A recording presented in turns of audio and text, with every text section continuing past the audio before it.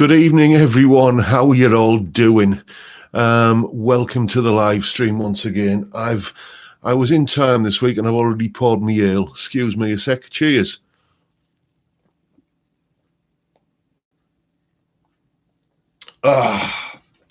Dear me. I know I say this every week, but the first one always tastes the best, doesn't it? So who we got in? We got Dave Lewis. I've just replied to your email, Dave. I think we've got Ozzy in as usual. Yes, one of the regulars. Gerald Dowling. How are you doing, Gerald? Chris Otterwell, Nigel Pickett. Bottleneck Bob. Bottleneck Bob's in. Bottleneck Bob is now the proud owner of a Gordon Smith guitar. Indeed, yes. It has left. Well, it hasn't left the building yet, but it will be shortly. Evening, everyone. Sorry if I'm missing you out there. Graham's in. Nigel. Johnny Random. Kieran's in. How are you, Kieran? Peter? Yes, so Mr. Bridge, Bottleneck Bob, he's bought the Gordon Smith.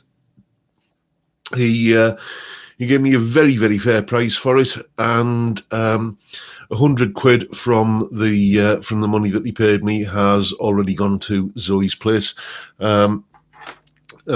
Just because, and I'm still, after that, I'm still in front of what I would probably have got for it on eBay once you take into account kind of seller fees and stuff. So everyone's a winner. Who else we got in? Ian Geddes, Bob Contreras. Thank you, Bob. Thank you. It's nice to see you here. I know it's not beer o'clock where you are, Bob, but you can have a sneaky one, can't you? And yes, thank you to everyone. Thank you so much. To everyone who has hit that subscribe button, and got me to 20,000 subscribers.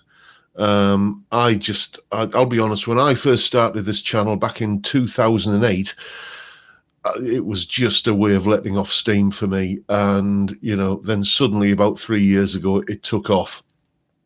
And, thanks to you chaps hitting that subscribe button, I can't tell you how grateful I am. It's not only provided me with just an extra little bit of revenue coming into the house every month, but it's also given me, a new creative outlet and, like a lot of new friends, which is, how I genuinely think of a lot of you chaps. Well, all of you, I say a lot of you, all of you. Thank you so much, and cheers to the lot of you. Anyway, let's have a quick rundown of what's going to be in the on the channel this week. Tomorrow morning, or tomorrow lunchtime, rather, there is, remember that sort of, I'd hesitate to call it jazz because it's not full-on jazz, but that sophisticated blues chord sequence from Wednesday. Well, I'm going to be showing you how to play over that with some fancy sounding, but fairly easy to play. In fact, very easy to play licks. So, if you want to just kind of turn a few heads with a few exotic sounding licks next time you, when we're finally allowed to get out the house again and go to the local jam night, you might want to, check out that video. And what else? Yes, Monday, a solo that I was aware of, but didn't really pay much attention to until I started listening to it and tabbing it out. Fantastic bit of guitar playing by a certain Mr. Steve Rothery from Marillion. We're looking at the Incubus Solo on Monday. Massive solo that just beautifully executed, perfect, not far off being what I would call a perfect guitar solo. Then on Tuesday we're looking at 5 breakthroughs that I've had over the years as a guitarist. Those light bulb moments when you just finally figure something out and like something clicks into place, and then a lot of other things suddenly seem to become a lot easier. 5 of those instances that I'll detail on Tuesday. Wednesday is the continuation of the chord sequence series. I haven't quite decided what I'm going to do there yet. It might be another variation on the blues. There's a couple of others that I need to get done there, like the 8-bar gospel blues, as in, Need Your Love So Bad, that chord sequence, or the kind of minor blues, which both of those are going to be in the series at some point, but I might want to kind of steer away from the blues a little bit and then have a look at some classic rock type chord sequences. We shall see. Then on Thursday, it's probably going to be a video that I'm putting together with a chap who might be on later on, and it might already be here. Mr. Steve Hoggart. He's been helping me out with a video that I've been putting together for a few months now.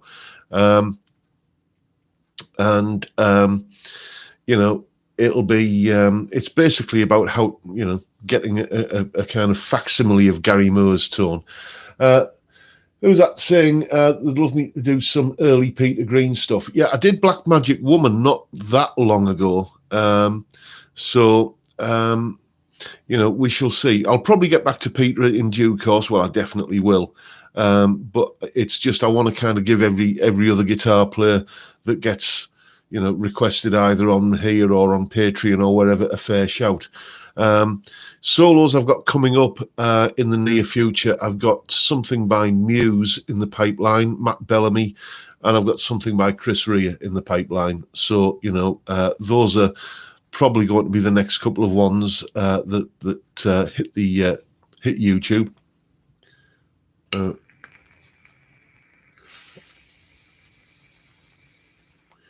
The internet seems sluggish this evening.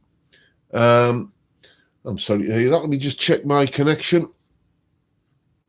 Yeah, I'm getting about, I know it's not relevant, but I'm getting about 100 meg down and about 25 meg up. So it's nothing stellar, but it's within acceptable range. Hi, John. I'm going for my COVID jab in the morning. Over 65 club. Yes, well, it'll come to us all, won't it? I haven't been contacted yet, but I imagine I will be at some point because I'm officially a year older this weekend. Did I mention that? Yes, 54 years ago on Sunday, I made my earthly appearance. So I shall be having one or two of these, I imagine.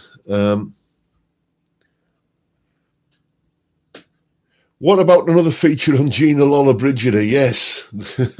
You mean 7/4 time, Johnny. Well, you had yours on Wednesday, did you, Dave? I would like to be up Meg 25. Yes, Bob. Ba-da-dumsh. You're here all week, mate. John, just heard Joanne Shaw Taylor for the first time. She's brilliant. Any thoughts on doing one of her solos? Consider it on the list, Bob. Consider it on the list, mate. Anyway, excuse me. For anyone who's interested, the groceries came from Morrison's this week and their export lager. I should really get a kickback off them, shouldn't I? It's inexpensive and it's rather nice. It's the Harley Benton of beers, basically. It tastes a bit like a well-known, I think it's Belgian beer that, it's basically Morrison's knockoff of Stella. Happy birthday for Sunday, John. Wishing you all the best from up the road. Well, thank you very much, Greg. Thank you. It's a lot of people wishing me happy birthday. Thank you to everybody who's wishing me happy birthday. Yes, Ozzy, that was my impression when I first heard Josh Smith.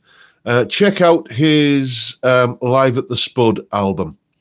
It's on pretty much constant repeat. I've mentioned this before. First thing I do every morning when I get up at ridiculous o'clock, I'm up at 5:30 every morning. Go downstairs, big pint mug of strong black coffee, put an album on and just listen to the album all the way through, and then I'm ready to face the day. And the past 4 or 5 days, it's been Josh Smith live at the Spud. Fantastic album. Is it 41 years, Robert? 41 years since we lost Bon Scott. Dear me. Don't look a day over 53. Well, until Sunday, I'm not, mate. Evening, Craig. How are you, mate? Evening, Chip. Where are we? John, can the dog walk himself?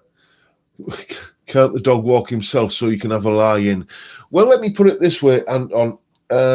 No, first of all, he's he likes his run around the old golf course on a morning, and it's not the dog that gets me up, though. I'm a 54-year-old man, and I have the bladder of a 54-year-old man, and it's usually that wakes me up. That is my inbuilt alarm clock. And so once you're out of bed and you can smell the coffee pot on the timer downstairs, brewing away, it's like, okay, I'm up. And it's just, I wouldn't know what to do till kind of lay in bed till, I used to be, when I was in my 20s, I didn't used to get out of bed until the crack of noon, but that just seems, and old people throughout generations, or older people, have always said this throughout the generations, that like, oh, I can't lay in. Me dad, he was the same. I would be laying stinking in my bed until, the middle of the morning, and he'd have been up since before it was light, and it was just, it's just a generational thing, I think.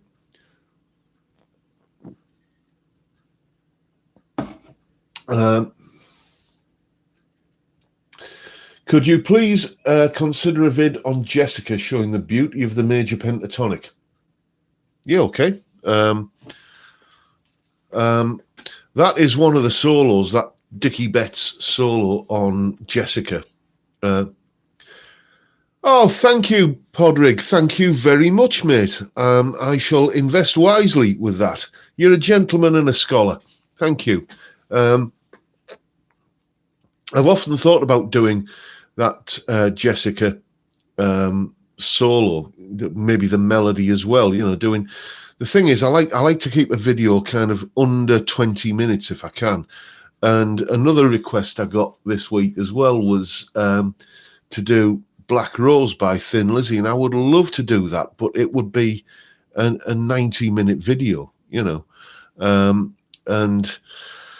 it's I've got to also consider, I'm cranking out 5 videos a week at the moment, and it would take a lot of, I would need to devote a lot of time to one video to do that. But I shall definitely, what I'm thinking of doing actually is, because when the chord sequence video series eventually grinds to a halt, which it will, what I'm thinking of doing is like a series of videos on, some iconic licks from, this solo or from that solo or in this genre or that genre. So we'll see. That might be an ideal place to do something on Jessica, actually. Where are we? If I can do one Josh Smith solo per month, I'll be happy. The payoff will be massive. Oh, thank you so much, Stevie. Please don't feel you have to. I do appreciate it, but I didn't mention it was my birthday as a way of, kind of rattling the collection box. But thank you anyway. You're a gentleman and a scholar, and I shall raise a glass to you on Sunday. We need some Jeff Beck stuff, man. Some of that Amused to Death stuff, especially. Yes. Now there's the thing. I shall have to. It's sorely lacking, isn't it, Jeff? I've not done any of his stuff at all, and consider it under consideration. I shall have to figure out, what is a a solo that will fit into the kind of video format that I do, and is going to be a worthy contender. I mean, let's put it this way: it won't be Hi Ho Silver Lining. You can take that one to the bank.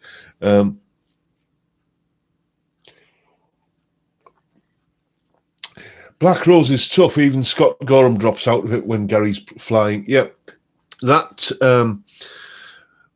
I believe that was one of the reasons why Gary quit Thin Lizzy during the Black Rose tour. It was because there's an interview floating around with Gary being interviewed by Tommy Vance, if anyone remembers Tommy of the Friday Rock Show, when Gary was explaining why he was leaving, and he was saying that basically Phil and Scott were so high on stage that that they couldn't play their parts on the title track to the Black Rose album, and even on that one night in Dublin show, that bit where it's kind of a back and forth between the two guitars. Listen to the studio album. I think you've got. Thank you so much, Colm. Very much appreciated. Again, cheers. You're a gentleman and a scholar. That back and forth where you've got one guitar in the left-hand channel and the other guitar in the right-hand channel. It's like on that one night in Dublin, Phil Lynott tribute, Gary just does both parts, and, kind of Scott's just kind of stood watching, which it's, I mean, trying to keep up with Gary Moore, isn't it? It's it's not for the faint-hearted.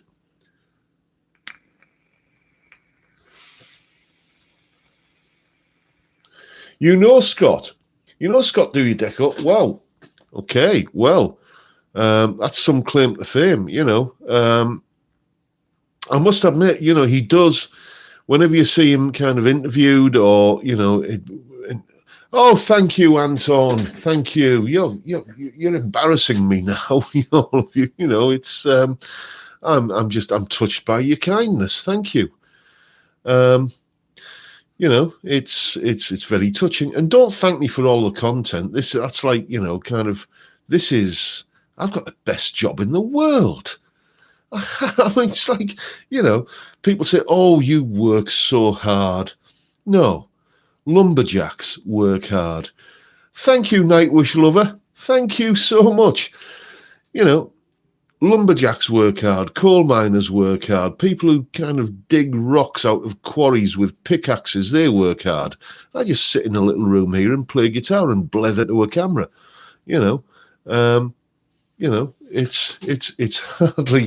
It's hardly back-breaking toil, is it? But thank you so much anyway. As I say, much appreciated. Cheers.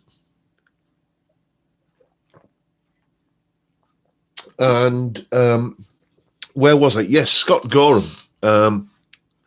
Every time you see him being interviewed and every time you see him, kind of talking and stuff, he just comes across as being, such a really nice guy. What's a coal miner? It's an industry that used to be pretty big in this part of the world. Used to be.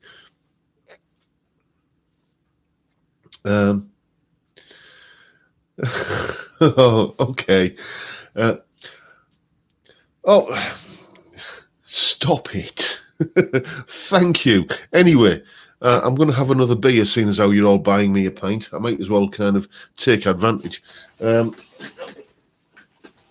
wouldn't care, but, there's a couple of nice bottles of whiskey downstairs as well that have arrived in honour of my earthly debut.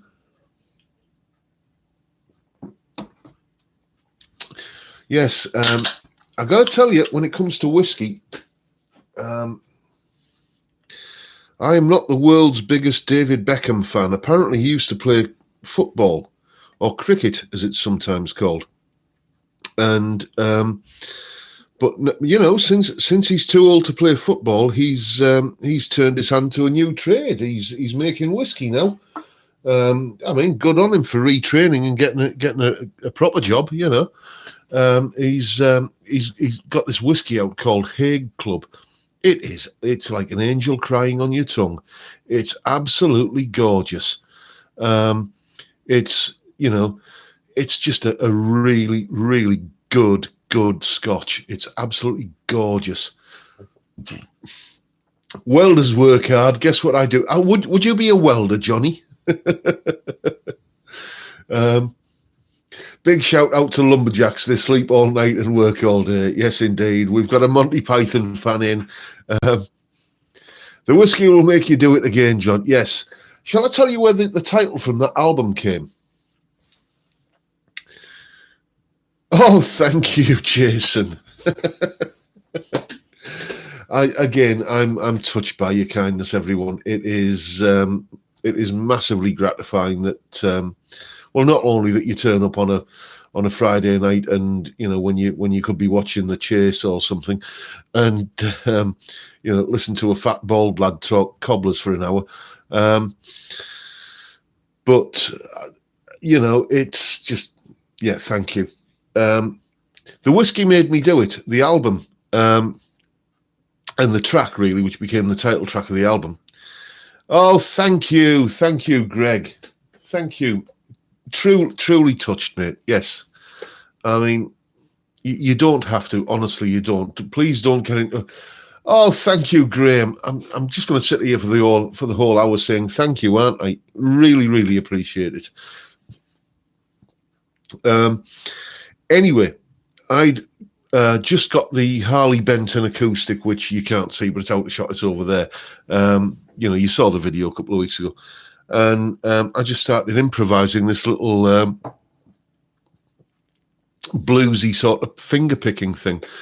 And that sounds pretty good. So, and I'd had a couple of whiskies at the time. So I got the audio, like the voice recorder on my phone going. I thought I'll record this and I'll do something with it. Anyway, long story short, I did do something with it. And thank you, Lee. Thank you so much. I did do something with it, and that's something that I did with it ended up being this blues instrumental track with an overdub bit of slide. And I was struggling for a name for it, and I thought, well, the idea came to me when I'd had a few whiskies, so the whiskey made me do it, is how that one arrived. Each to their own, John, but would not touch Haig. Well, fair enough. I must admit, there are some whiskey. I mean, first of all, if it was a choice between no whiskey and a bad whiskey, then, I'm afraid the bad whiskey would kind of get drunk. But I'm not really that keen on the peaty ones, the Islay malts. Thank you, Brad. I will give that to Zoe's place. I shall send that donation as soon as the live stream has finished. Thank you so much.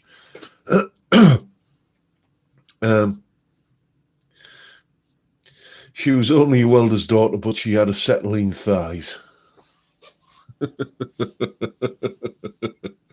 Yes, it's almost like Friday night in the 70s, isn't it? When what was that show that used to be on, the Comedians? Yeah, Lefroy. That's too peaty for me, Bob. That one's a bit too sort of. It always has that sort of TCP kind of mouthwash, antiseptic-y kind of flavour. Don't get me wrong. If it's that or nothing, then it's getting drunk. But it wouldn't be my first choice. Put it that way. I've known Jeff Beck since 1972 when I changed the clutch plate on his supermodel girlfriend's orange VW 1300 Beetle. Well, fair enough. I'll tell you what, Dave, drop him a line and tell him there's a fat bald lad in Redcar who'd like to have him on his YouTube channel.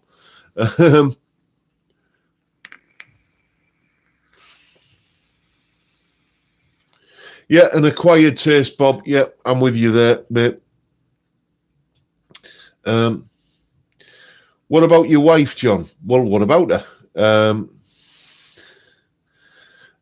Canadian Club. She's not a big drinker, my missus. she doesn't really touch it at all these days, thinking about it. But when she used to like a drop of whiskey, being Canadian, it was Crown Royal.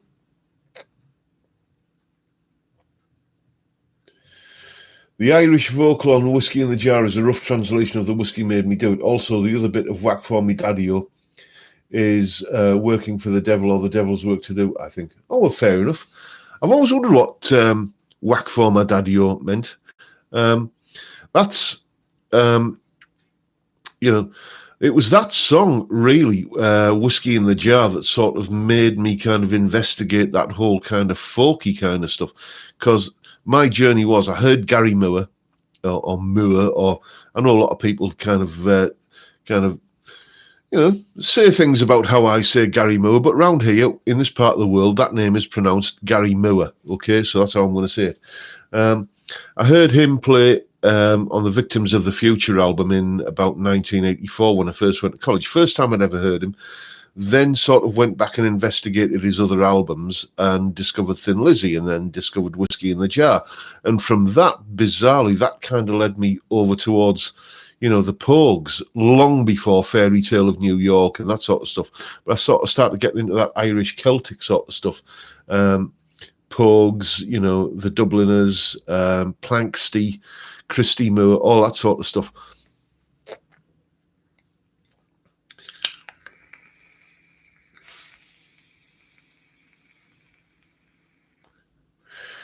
Yeah, you see, I know a lot of people, Jason, I know a lot of people don't like the Metallica version of Whiskey in the Jar, but I took it as like, a sincere kind of tip of the hat, just kind of thanks for the influence, thanks for kind of, inspiring us. That's how that was my reading of that.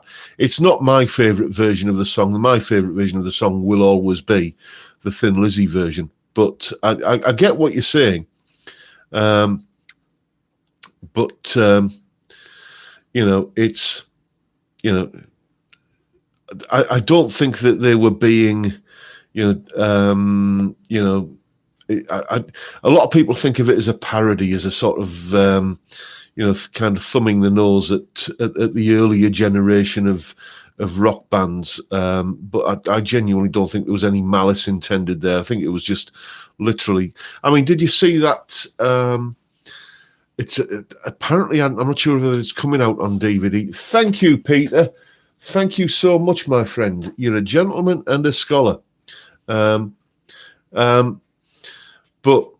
where was I? Yes, Whiskey in the Jar. I don't think there was any kind of, any sense of it being a send-up of Thin Lizzy. I think it was just a genuine kind of tribute, really. The Pogues had the record for the largest rider on the at the Manchester International Club when I worked there. Really? Yes, indeed. There's a really good. I know Christmas is gone and everything now, but it's still worth watching. I think it's probably up on YouTube. A documentary about the making of Fairy Tale of New York, and just one of these kind of, it's a bit in that sort of classic albums kind of show vibe, but obviously it's only about one track. It's a really good documentary about the Pogues in general and the making of that record in particular, and well worth watching if you can track it down.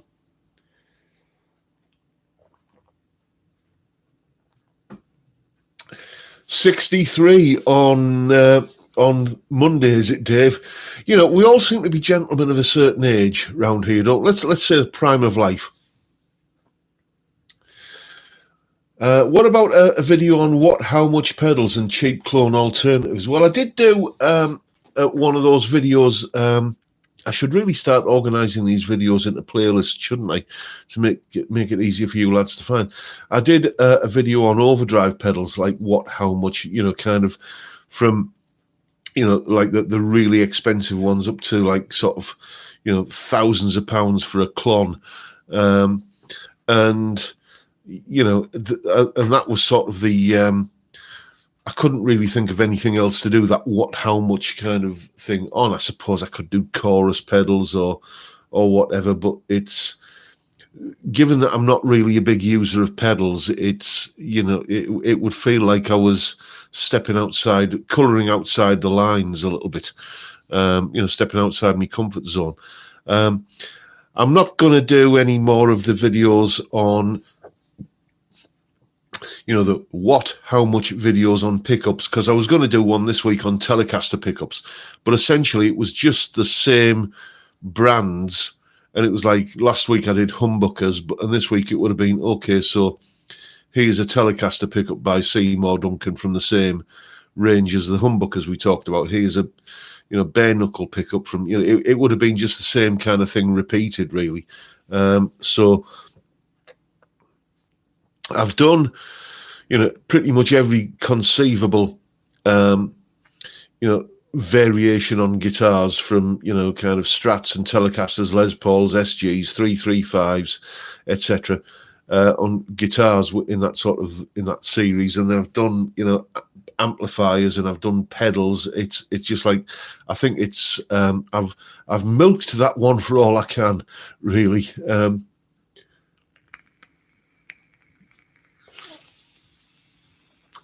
I agree with you, mate. Brian Thin Lizzy's drummer was, you know, I used to be in a band in the 90s, well, a series of bands in the 90s. What it was me, the bass player, and the drummer, that we had a whole kind of parade of different singers come through the door, and we were a covers band, we were an originals band, we were a, you know, a kind of blues band, we were a classic rock band, you know, just with different singers each time. And we were together for about, oh dear me, about 6 or 7 years. And the drummer in that band, his top level hero was, you know, was Brian from Thin Lizzy. And you know, he used to throw that Chinatown drum fill, you know, into every song we did, you know, because that was like, he was so chuffed that he could play, you know, that fill. But, you know, what a drummer. What a drummer. I mean, didn't he play drums on Still Got the Blues as well?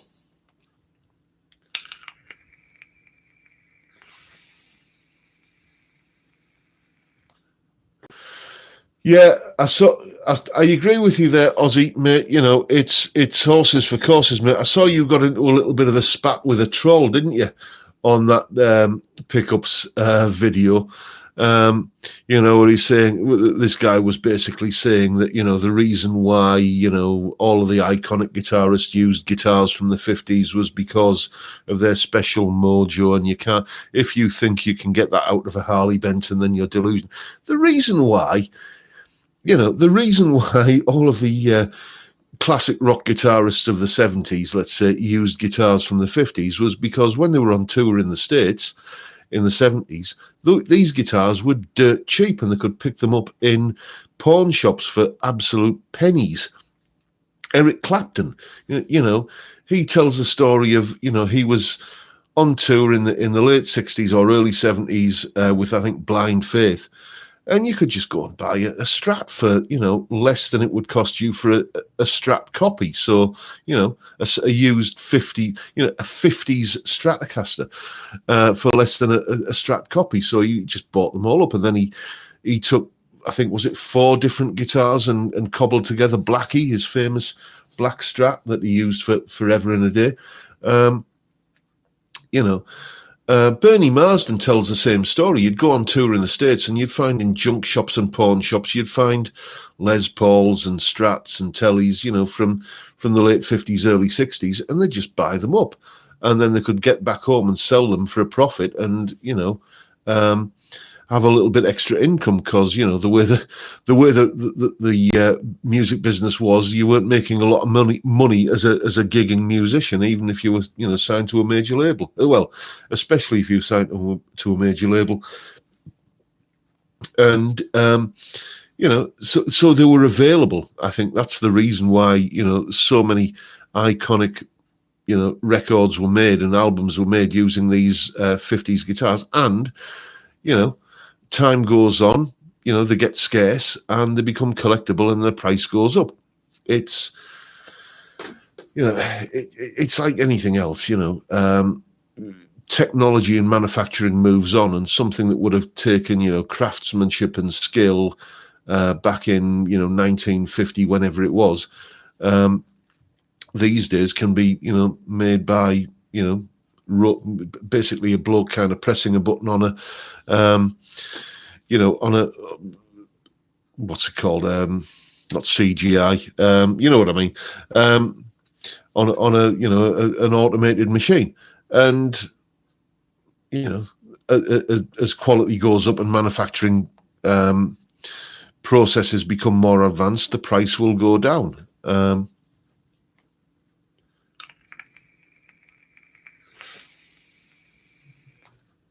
I would have the best and only the best if I had limitless money, and something to use them on. But an upgraded Harley Benton or vintage V100 will do. Yeah, and it's. I mean, was it Guitar Max who was saying recently, or within the last year or so, that we live in a golden age of cheap guitars now? And I honestly think that's the case. If you think about it, it's a bit like cars.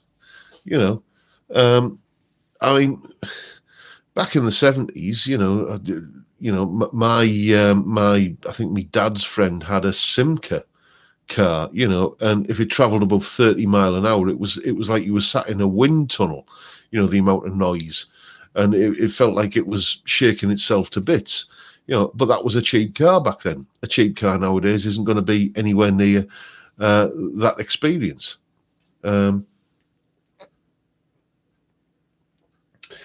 Ever have a penchant for covering any Iron Maiden stuff, John? Yeah, Iron Maiden is something I'm considering doing on the channel. I'm thinking about doing the Trooper, actually, at some point. It's Iron Maiden are, for me, just the perfect heavy metal band. Oh, thank you, mate. Thank you so much. Thank you, Nigel. Much appreciated, mate.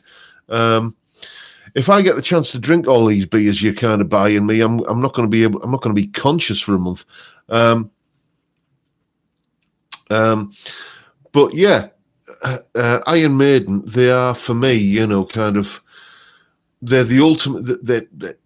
They're heavy, but it's still kind of, it's, as my granny would have said, it's still got a tune to it, and fantastic band. I was into them back in the 80s. I sort of lost interest when Bruce left, and they got Blaze Bayley in, and I think that was a bit of a fallow patch for them. I think even they would acknowledge that. But it was, fantastic. Number of the Beast. Play me a better heavy metal album than that. You can't. It's a perfect heavy metal album. But yeah, I am thinking of doing some Maiden on the channel.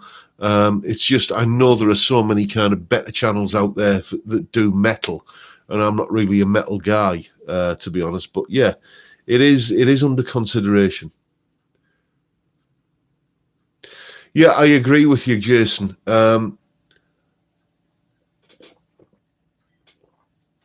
He's just got a fantastic set of pipes on him.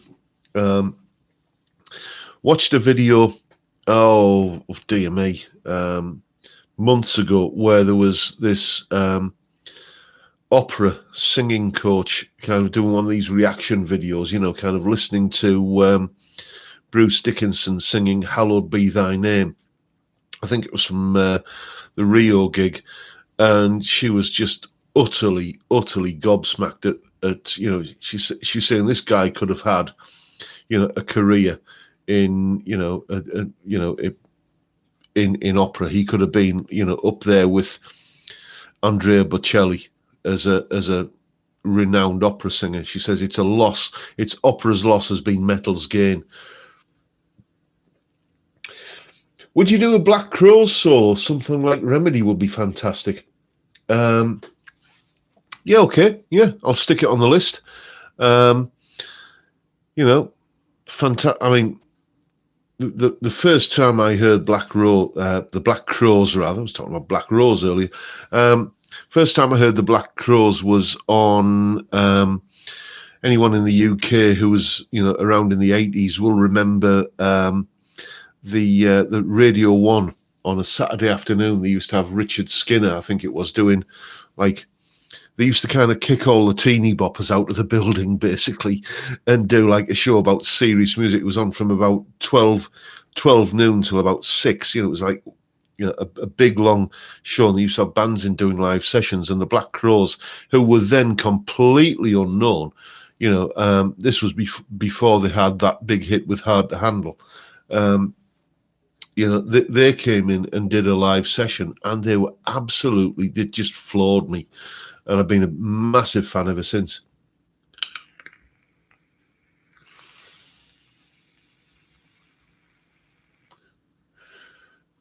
Yeah, you see, Adrian's back in the fold now, though, isn't he, mate? You know, he's the thing is, when Yannick Gers joined, I was, you know, Jan was in a massive band in this part of the world called White Spirit. And you know, it was just like when he joined Iron Maiden, because he'd also been with you know, Ian Gillan's band, hadn't he? He was in Gillan, I think, for a while. But when he kind of, you know, this lad from Hartlepool got the job in Iron Maiden, it was a big thing round here, you know.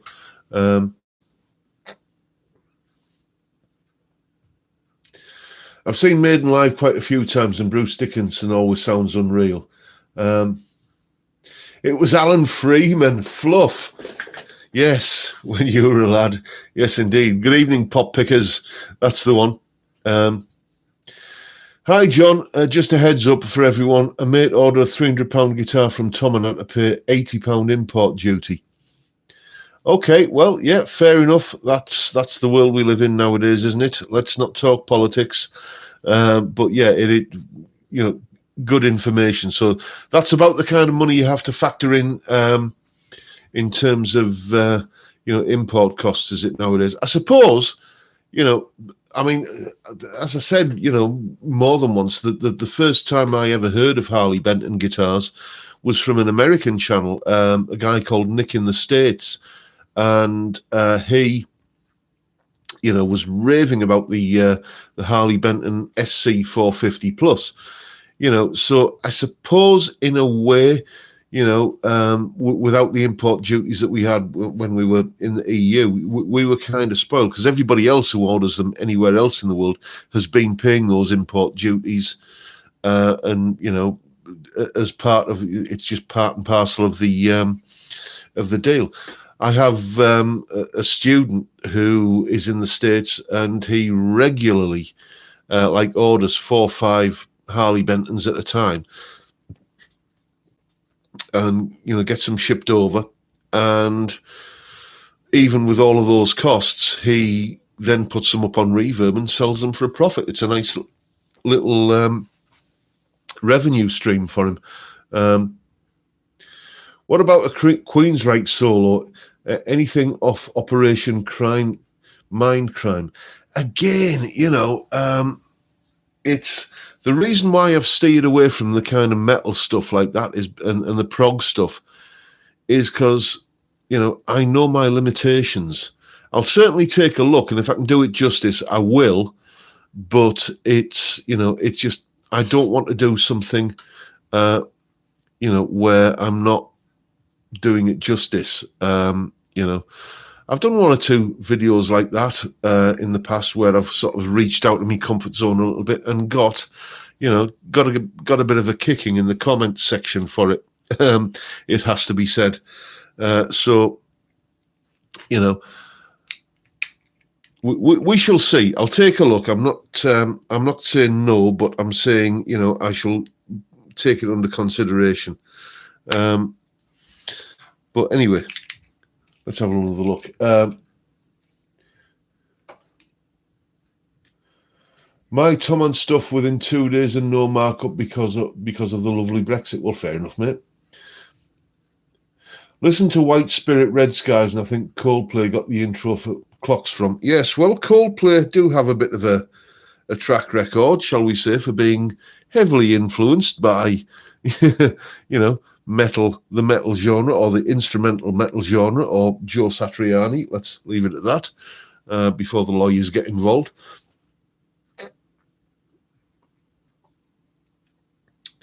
Um, Guitar prices at Tourman should now be priced ex VAT, so you pay the VAT on receipt. Yes. Oh, thank you, John. Yes, I was quite proud of that Mick Ronson solo, especially, it has to be said, for the guitar tone, which I would love to take credit for, but you know, I can't. It's that was courtesy of Guitar Rig. I know there's a new Guitar Rig out, Guitar Rig 6, but you know, I'm of that old school kind of, if it ain't broke, don't fix it kind of thing. And I've got all of my settings dialed in Guitar Rig 5, and my main lead tone in Guitar Rig 5 is, it's just every. Do you ever find yourself doing that, where you just kind of sit there and kind of thrang away on power chords and just have a big grin on your face? Because it's just, you think, you hear the sound coming out the speakers and you think, that's me. And you know, you can't believe what a good tone you get. That's me with that sound. I absolutely adore it. Bias amp I like as well. I tend to use bias amp for the more old school stuff. The main thing I use in bias amp is there's a really good clean Dumble sound in there that I'm addicted to, and a JTM 45 sound that I absolutely adore. Thoughts on Ace Frehley, John? Well, yeah, I mean, I was never into Kiss, so that does colour me a little bit. You know, it just wasn't something I was into. I mean, you know, great player, you know, influential player, you know, but it just was never my kind of cup of tea. It was just Kiss, Motley Crue, all that kind of stuff. It just never really grabbed me. So consequently, I never paid a lot of attention, and so consequently, I don't really feel like I can offer a valid critique of his playing.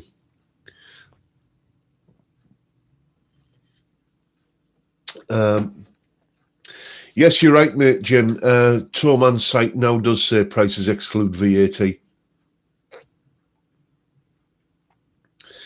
How about some UFO? Well, yeah, you read me mind, Nick. There is, at some point, a UFO thing coming up, and it's going to be part of the Code Sequence series of videos. Yes, I know Steve Hoggett likes bias amp. It's the only criticism I would have with bias amp is that if I have, for instance, I love the bass. I've got when I play the bass parts for the tracks that I do, I use bias amp on that. And then if I'm double tracking rhythm guitar parts, and I use bias amp. So there's three instances of bias amp, because I've got like bias amp on the bass, bias amp on the left-hand guitar, bias amp on the right-hand guitar, and if I use bias amp on the lead guitar as well, there's 4 instances of bias amp, and the PC does start to lag a little bit then, and things can get a little bit sort of crashy and, you know, kind of buffery, let's say. So often what I do with bias amp is I'll record with just Blue Cat Preamp, which is still Blue Cat Preamp is probably one of the best free plugin, if not the best free plugin going, basically. Who's my favourite funk guitarist?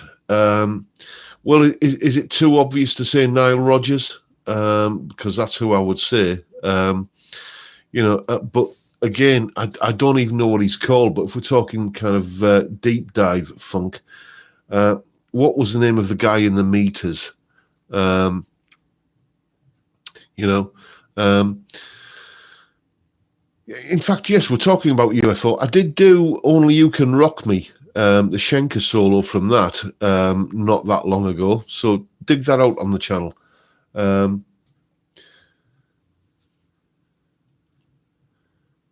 are we? In Desert Island Disc, Steve Hoggett liked Hanks by Stiff Little Fingers, the only band that I knew from his list. Your thoughts on Stiff Little Fingers? I remember going to a Stiff Little Fingers gig when I was, an adolescent, and the the only thing I can remember about it is getting absolutely ridiculously, stupefyingly, kind of motley drunk on Mad Dog 2020, and I don't remember a thing about the gig. Yeah, I mean that whole punk thing. I mean, Stiff Little Fingers were one of the iconic bands in that, and just part of my youth, really. It's just it just brings back a lot of happy memories. The chat's going by rather fast tonight. Um, uh, Build yourself a new PC, John. Can do it cheaper than any PC you could buy and far more powerful. Yeah, I used to be into the whole thing of of going out and buying the motherboard and and all of the bits and pieces and building a PC. But that's like,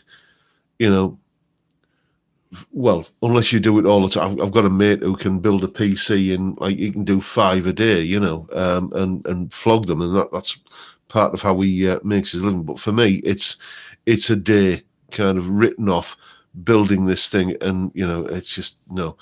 What I usually do is I go on eBay and buy a reconditioned ex NHS machine, which is maybe about 2-3 year old, and it's just the tower, just the kind of tower of the machine, just the actual PC, not the monitor or anything, peripherals, and you can get that for like between 75 and 100 quid. Use it for a couple of 3 years, and then until it starts getting a bit sort of past it, and then I'll just buy another one and just do it that way. And that's just like buying cars, just buy an old banger, run it into the ground, and then buy another one.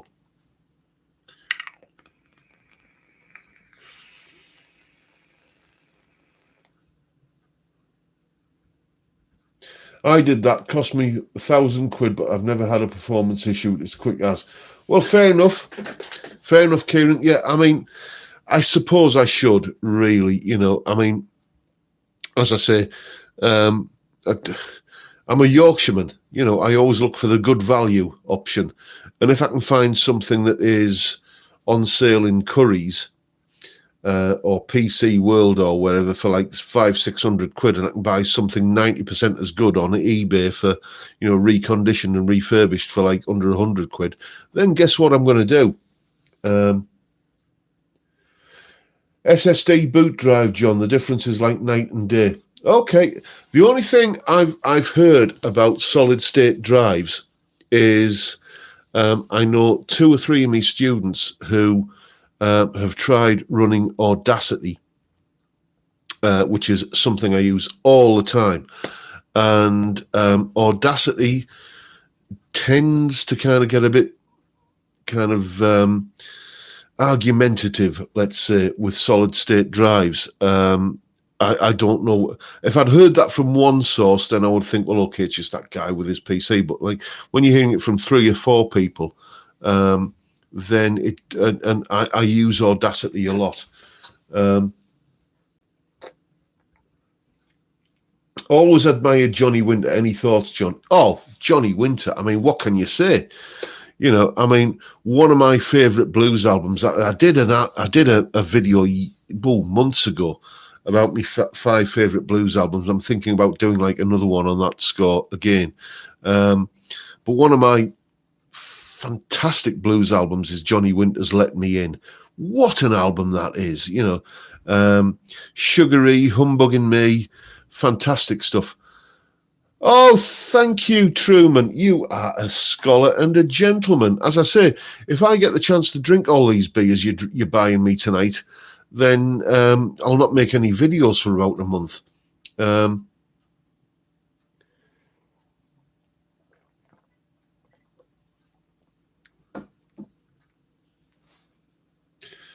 Anton Tetley's tea. Oh, okay. Yeah, you see, you're talking to the wrong lad here if you're asking for an opinion on tea. I am an Englishman and a Yorkshireman to me core, but I don't like tea. I don't. It's like if I drink 2 cups of tea a year, then that's probably a lot. I'm a coffee drinker, so there you go. Has to be done. Get them drunk. I'll be seeing you on Sunday morning, Steve. Yes, we're recording a video together on Sunday morning, me and Steve, on Zoom, in case anybody gets the socially distanced, kind of police onto us. You off, are you, Derek? John, have a load up at Morrison's. Yes, indeed. Anyway, dear me, I'm on my last beat. I'm almost at the end of my last beat. It's a couple of weeks ago, I was lagging behind. I was only kind of 3 in this time of night, but I'm almost at the end of my last one. So we'll start wrapping up soon.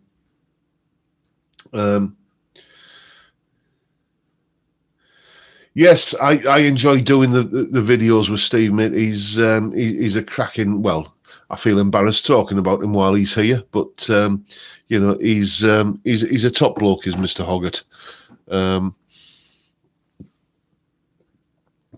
Edgar and Johnny on the old grey whistle test, yeah, fantastic. Bajera 22 Infinium, 280 quid, yeah, great little lamps. I'm waiting for the pubs to open so my drinking will go down. I've heard that from a few people. Yeah, it's just too easy, isn't it, at the moment? When there's when every day seems a lot like the other, then every day can feel like Friday, can't it? No, Jim, it's my it's my birthday. Excuse me, on Sunday. So that is the big day, but it's kind of evolving into an entire weekend kind of thing at the moment. How do you play on Zoom? Don't you get a lag, or do you play to a click track? The way I work on Zoom, or on Skype or Jitsi, which is another service I use to do kind of online tuition, is I demonstrate stuff and I make recordings and I ping it over either via email or via the chat, and the other person at the other end kind of listens to it and then they play along to it. And there are workarounds, but yeah, there sometimes can be a bit of a lag, but it's it seems to work anyway. As it should, birthday weekend. Anyway, chaps, I'm going to swig off the last of my ale and I'm going to go and start getting ready for this evening's curry because I am starting to get a bit peckish. And thank you so much, everyone, once again for turning up. And thank you especially to everybody who's bought me a pint this evening. I am more than touched and more than grateful by your generosity. And I'm going to go and drink some of the beer you've bought me now. So thanks for turning up, everyone. But time, gentlemen, please.